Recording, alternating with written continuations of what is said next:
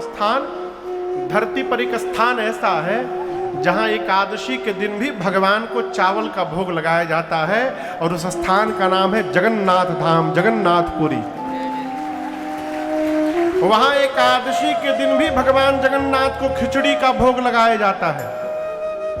आप कभी मंदिर जाइएगा तो दर्शन करिएगा, मंदिर के पीछे भाग में, मंदिर में ही एक नीचे जेल बना हुआ है, और कहते हैं वहां एकादशी को उल्टा करके लटका के बंद कर दिया गया है। एकादशी जाकर भगवान जगन्नाथ से बोले कि मैं आ गया हूं, आज आप चावल नहीं खा सकते।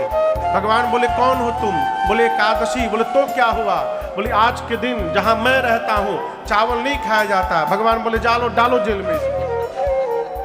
भगवान चावल खाते हैं, जानते हैं क्यों? प्रेम के कारण। एक माई थी जिनका नाम था कर्मा। क्या नाम था? कर्मा। मांग मांग के खाती थी मैया। एक दिन मंदिर गई तो देखी दोपहर में पुजारी जी ठाकुर जी को भोग लगा रहे थे। कर्मा बाई सहजता से बोली, प्रभु दोपहर तक आपको कुछ ठाकुर पुजारी जी पवाए नहीं, दोपहर में आप भोग लगा रहे हैं?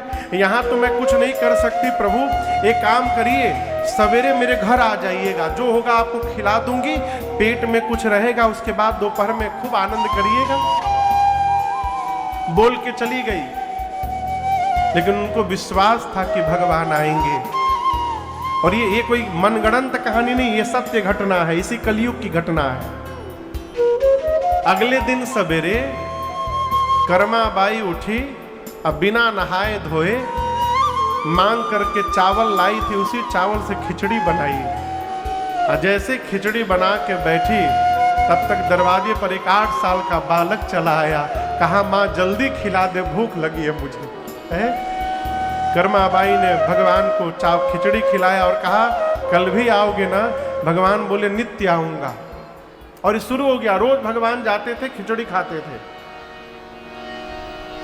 आपको बताऊं, उनका नाम कुछ और था, कर्माबाई नाम नहीं था, नाम कुछ और था। ये नाम क्यों पड़ गया?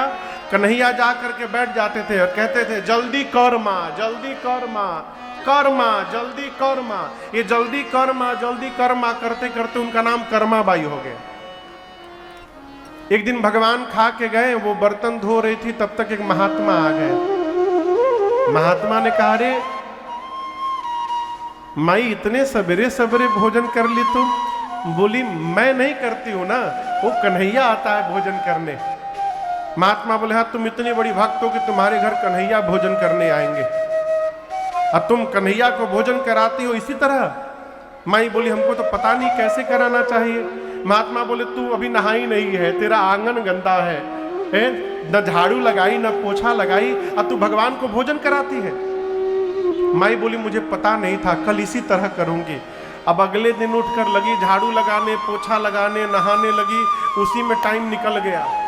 भगवान अपने समय से पहुंचे, जल्दी कर मां। मां बोली का कर मां? महात्मा फंसा के चले गए मुझे, अभी बनाती हूं। गरम गरम खिचड़ी बनाई मैया, भगवान पा ही रहे थे अभी, तब तक उधर मंदिर में पुजारी जी महाराज पट खोलने के लिए घंटा बजाने लगे। और जैसे घंटा बजा, कन्हैया भगे खिचड़ी छोड़ के।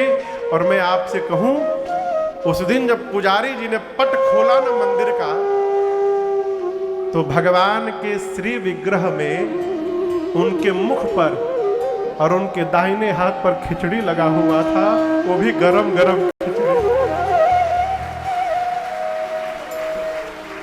पुजारी जी आश्चर्यचकित हो गए, ये कैसे हुआ? रात में ठाकुर जी ने स्वप्न दिया कि मैं नित्य कर्माबाई के घर भोजन करने जाता हूं। मैंने पढ़ा है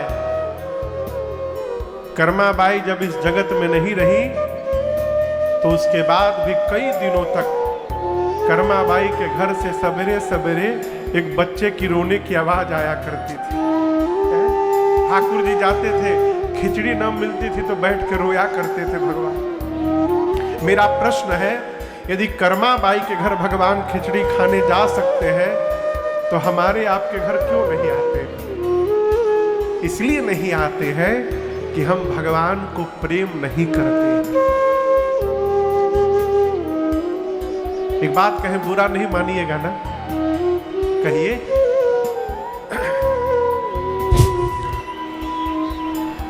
यदि आपसे आकर रोज कोई सामान मांगा जाए, आपका पड़ोसी यदि आपसे आकर रोज चावल दे दीजिए, चीनी दे दीजिए, दाल दे दीजिए, आलू दे दीजिए, आपको कैसा लगेगा?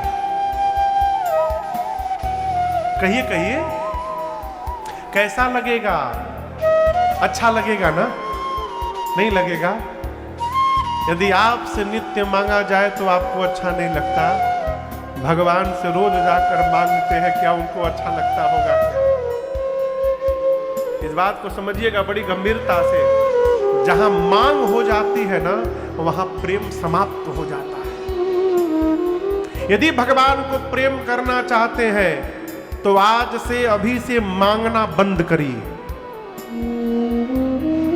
जहां प्रेम होता है ना, वहां केवल अर्पण होता है, तर्पण होता है और अपने जीवन का समर्पण होता है। वहां मांग नहीं होती है, वहां मांग नहीं होती है। केवट भैया से अधिक स्थिति खराब है का हम लोग की? केवट जी को तो राम जी दे रहे थे, का बोले, अब कछु नाथ न चाहिए, प्रभु कुछ नहीं चाहिए, बहुत दिया प्रभु ने। प्रेम, आई बतिया सबको समझ में आएगी नहीं।